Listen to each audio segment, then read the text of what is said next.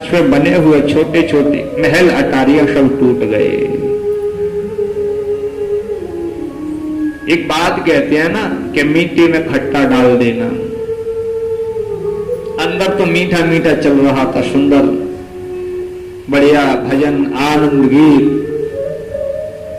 जैसे ही आवाज आई तो सभी लोग दौड़ पड़े। ब्रजवासी, नंदरानी, बाबा नंद, गोपियां जाकर के बाहर देखा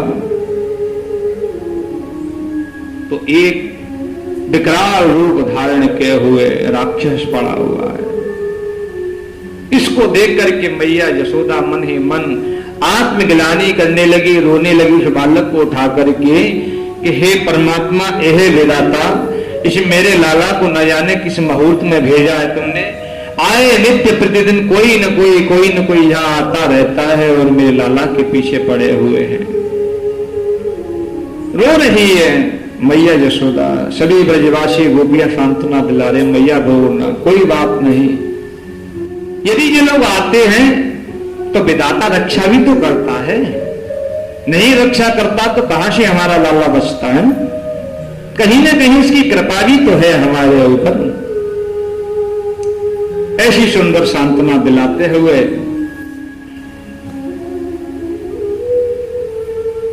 और उसका भी अंतिम संस्कार किया यमुना जी के पुलिन पावन तट पर। इधर जैसे ही भोले बाबा को सूचना जी मिली कि स्वामी जी पधार चुके हैं तो हमें चलना चाहिए दर्शन करने के लिए, तो भोले बाबा अपना सुंदर बागंबर ओढ़ करके हाथ में कमंडल लेकर के आज ब्रज में पधारे। ब्रजरज को प्रणाम करते हुए और कहने लगे, धन्य है ये ब्रजरज, इसकी महिमा का पार नहीं पा सकते, इसकी विशेष कृपा है। और बारंबार अपने मस्तक पर लगाते हुए ब्रजरज आज गोकुल में भोले बाबा पधारे हैं। नंद महल के सामने ठीक जाकर के और आवाज लगाई, अरे मैया बाहर को निकल। जैसी मैया यशोदा ने ये बात सुनी तो दौड़ पड़ी, बाहर दौड़ करके निकल करके आई। अरे बाबा, तुम कहां से आए हो? भोले बाबा बोलने लगे कि मैं तो बहुत दूर से आया हूं मैया। मैंने सुना है कि बाबा नंद के यहाँ एक सुंदर बालक जन्म लेकर के आया है, तो मेरे मन में भी भाव आया कि चलो हम भी वहां चलते हैं दर्शन करने के लिए, हमको भी कुछ मिलेगा। मैया यशोदा बहुत हीरा जवाहरात मोती लुटा रही हैं, तो मैंने सोचा चलो लाला को हम भी देखेंगे। मैया यशोदा ने कहा, नहीं बाबा, तुमको जो चाहिए वो ले लो, पर मैं लाला के दर्शन तो को ना कराऊंगी। भोले बाबा कहने लगे, मैया लाला के दर्शन तो मैं करूंगा ही करूंगा, क्योंकि लाला के दर्शन नहीं करूंगा तो फिर मुझे इन हीरा जवाहरातों से क्या फायदा, मैं देखूं तो सही। मैया कहने लगी, ना बाबा, तेरे इस स्वरूप को जैसे ही देखेगा मेरा लाला तो डर जाएगा। भोले बाबा कहने लगे, भैया ये तो कुछ नहीं है, तेरा लाला 1000 फण के सर पर बैठा हुआ है। 1000 फण है जिसका दिव्य रूप धारण सर्प करे हुए है क्षीर सागर में, उस पर शयन करता है। मैया इस रूप को देख करके डर जाएगा। मैया कहने लगी, निश्चित ही आज इसने भांग ज्यादा खा ली। बोलो राधे राधे। इसका जो दिमाग है ना वो काम नहीं कर रहा है, इस पता नहीं कहां से कहां इसके नेटवर्क मिल रहे हैं, इसको पता ही नहीं कि मैं कह क्या रहा हूं। अरे बाबा, तेरी जो बुद्धि है ना वो खराब हो गई, तुझे पता नहीं मैं क्या कह रहा हूं। बाबा कहने लगे, नहीं मैया, मैं जो कह रहा हूं बिल्कुल सही कह रहा हूं। तो बोले, तुम कितना भी सही कहो, मैं अपने लाला के दर्शन तो को ना कराऊंगी, तुम कहते रहो। बाबा बाबा ने कहा तो मैं यहां से जाऊंगा भी नहीं, यहीं इस महल के दरवाजे पर बैठा रहूंगा जब तक दर्शन मुझको ना है जाने। अच्छा, इधर मैया की हट और इधर भोले बाबा की हट आपस में बढ़ने लगी, टकरार होने लगी। तो मेरे गोविंद सोचने लगे कि इस समस्या का अब समाधान कर देना चाहिए, नहीं तो बहुत स्थिति गंभीर हो जाएगी, क्योंकि मैया ब्रजवासिन है और बाबा योगी है। इस लीलार्थ हेतु मेरे गोविंद अंदर किलकारियां गूंजते हुए रोने लगे।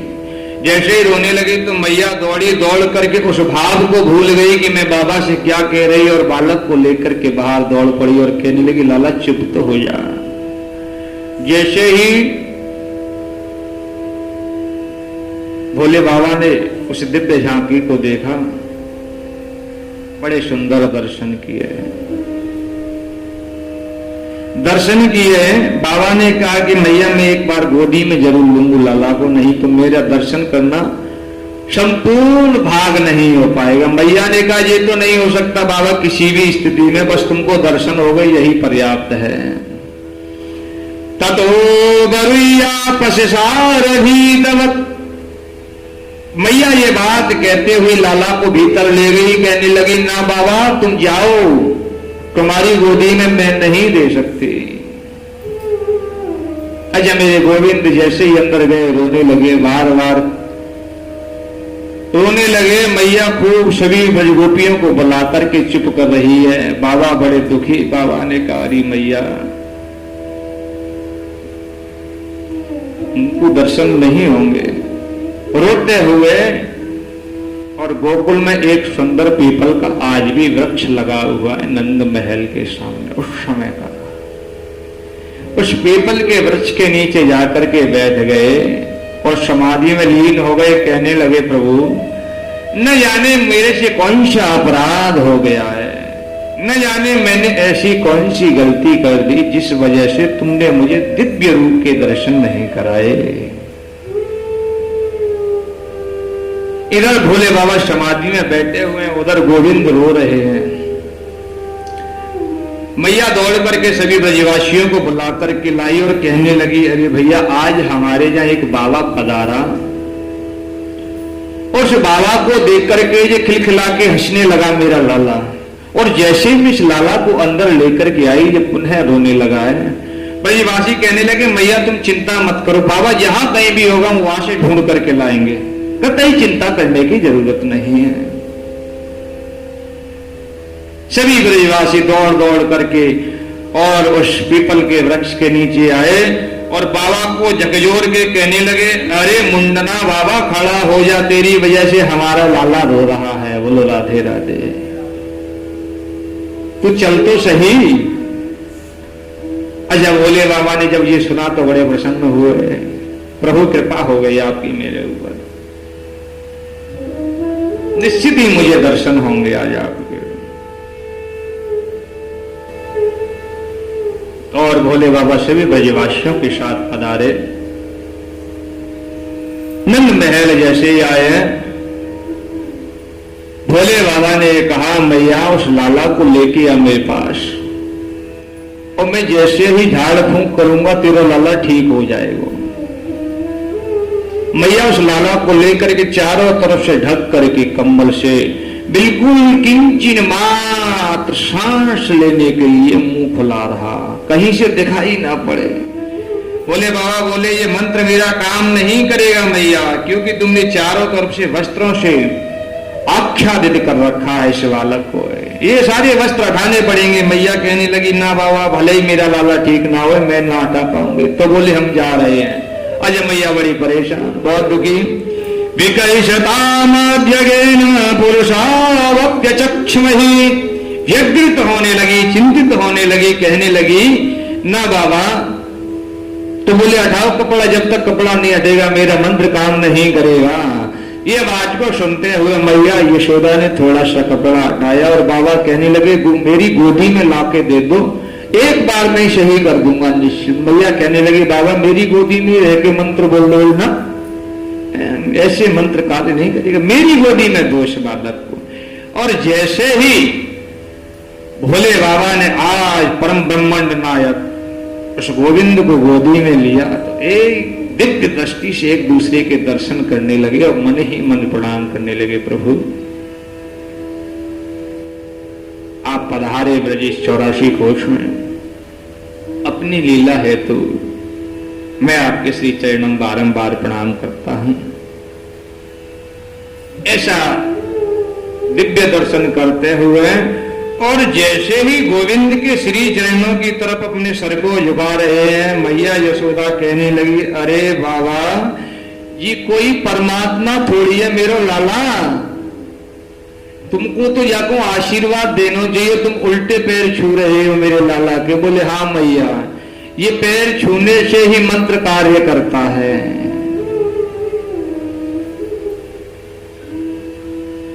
अनंत भाव से प्रणाम करते हुए और जैसे ही मैया यशोदा के गोद में दिया तो पुनः फिर रोने लगे। मैया यशोदा बोली, बाबा तुमने तो कोई ऐसा मंत्र पढ़ दिया है कि तुम्हारी गोद में जाए तो चुप हो जाए और मेरी गोद में आए तो रोए।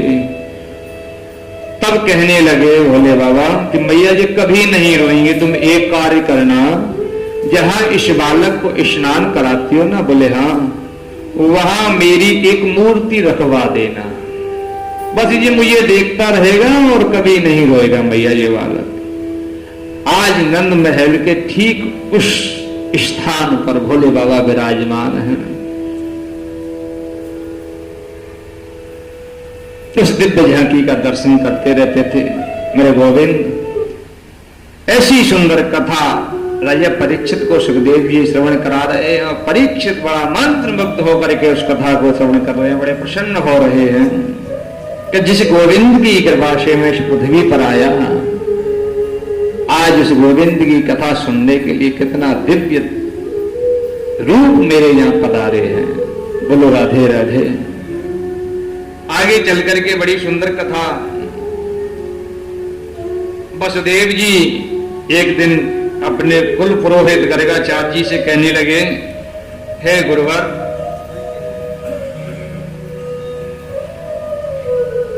ये ब्रजवासी जो है ना बड़े ही भोले हैं, इनको ये नहीं पता कि हमारे बालक धीरे धीरे धीरे धीरे करके बड़े हो रहे हैं, तो इनका नामकरण संस्कार कराना चाहिए। कुल पुरोहित गर्गाचार्य जी को वसुदेव जी ने बुलाया और कहा, सुनो, बालकों का नामकरण संस्कार भी करके आना है और ये बात भी नहीं पता चलनी चाहिए कि ये बालक नंद बाबा के नहीं वसुदेव के हैं। बोलो राधे राधे। मैया रोहिणी के बलभद्र और इधर कनुआ कृष्ण गोविंद धीरे धीरे करके दोनों बड़े हो रहे हैं उस गोकुल में। दोनों कीड़ा करते हैं, खेलते हैं। मैया यशोदा बलराम जी को लेकर के आती है और रोहिणी मैया बाल कृष्ण प्रभु गोविंद को अपनी गोद में लेकर के खिलाती है, एक दूसरे को दुलार लाल प्यार करती हैं। गर्गाचार्य जी आए और कहने लगे, अरे मैया,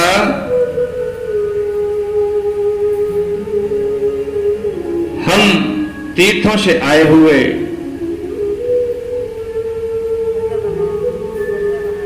पधारे हुए गर्गाचार्य हैं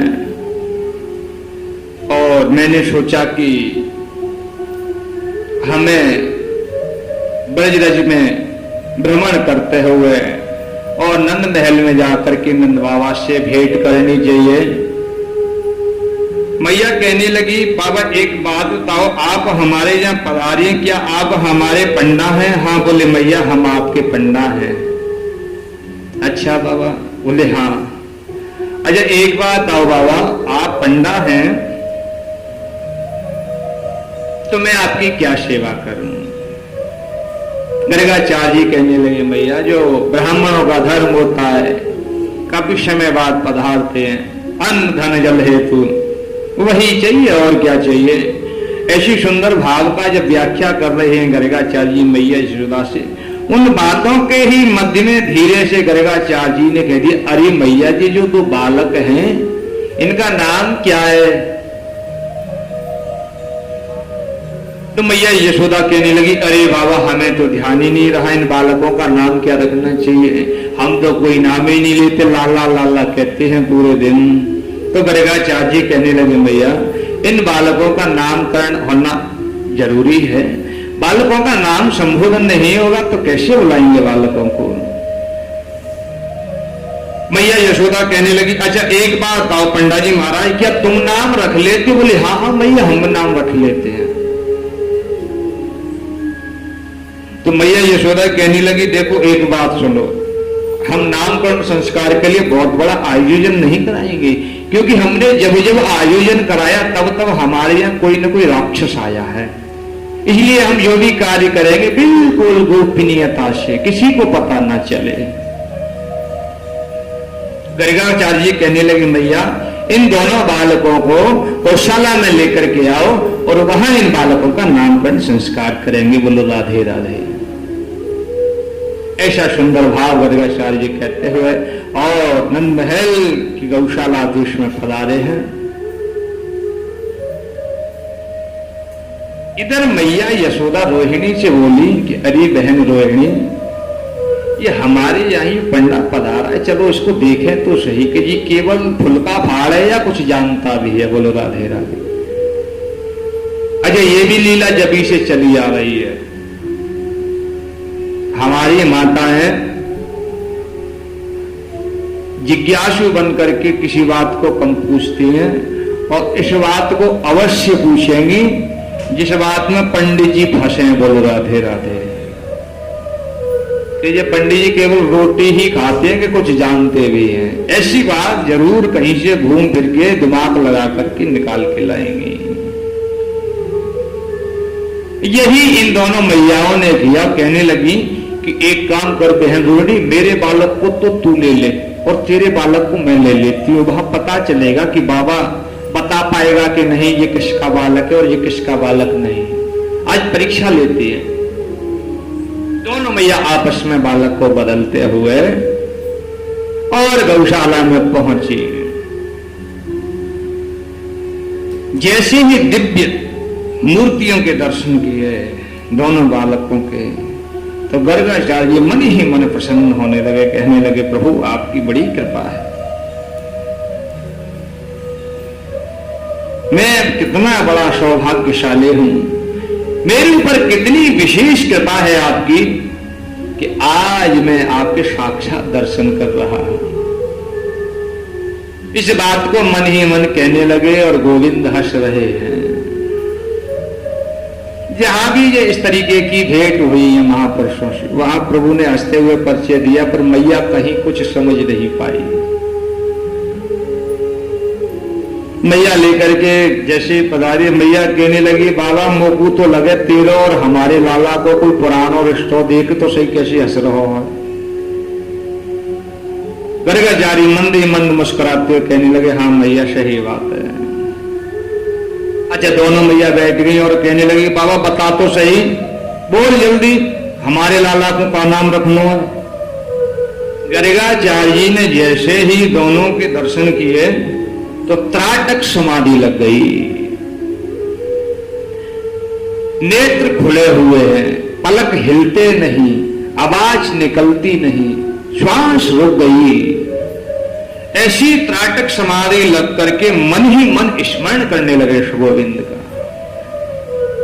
जैसे ही देख रहे हैं तो मैया यशोदा कहने लगी, अरे बहन रोड़ी तो तुम पतो है कहा? बोले बाबा निश्चित ही गया, बाबा गया गौशाला में और बाबा आया था और बाबा भगवान का प्यारा हो गया। देखो तो सही, ना हिलता है ना बोलता है, देखो बिल्कुल शांत बैठा हुआ है। रोहिणी मैया बोली, अरे या बाबा को धक्का तो दे के देख। जैसे ही मैया यशोदा ने जाकर के और गर्गाचार्य जी को हिलाया, अरे बाबा भगवान को प्यारो है का, एकदम समाधि भूल गई और कहने लगे, मैया अरे जो तेरा बालक है ना, वो परम, ये शब्द जैसे ही मुंह से निकाला गोविंद ने इशारा कर, ना ना शांत, बात बिगड़ जाएगी, कहना नहीं है कुछ, आप जिस कार्य हेतु पधारे केवल वही कार्य करो। परम शब्द भागवत में केवल गर्गाचार्य जी बोल पाए, तुरंत वही की वही गोविंद ने नेत्रों से इशारे करते हुए, इनका जो भी खेल हुआ हुआ नेत्रों से ही, पूरी लीला में बोल राधे राधे। इन्होंने कहीं बाण और धनुष नहीं उठाए पूरी कथा के अंतर्गत।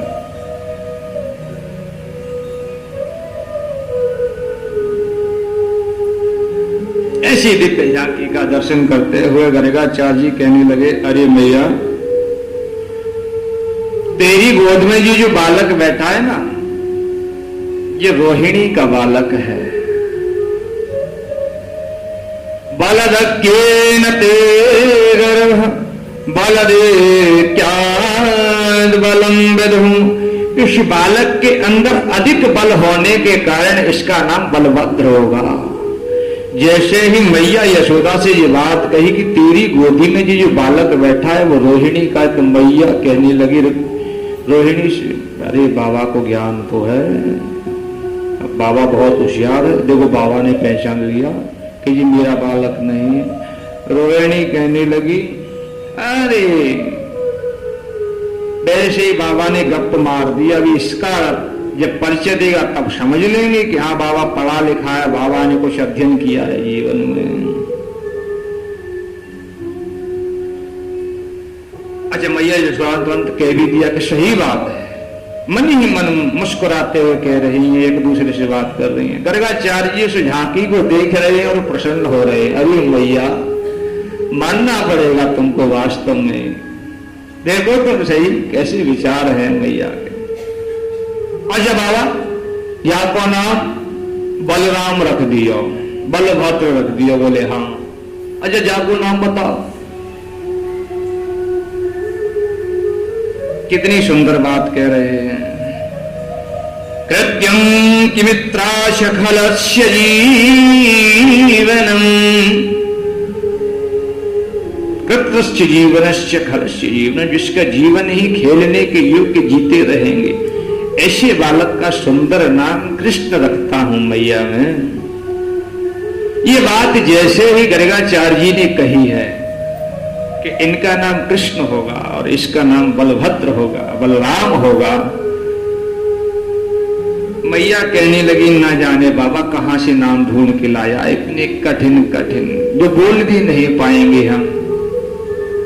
अच्छा चलो ठीक है, नाम तो तुमने रख दिए जो रखने थे अपने भाव से। इनकी कुंडली ये तो देख के बताओ कि विवाह होगा कि नहीं।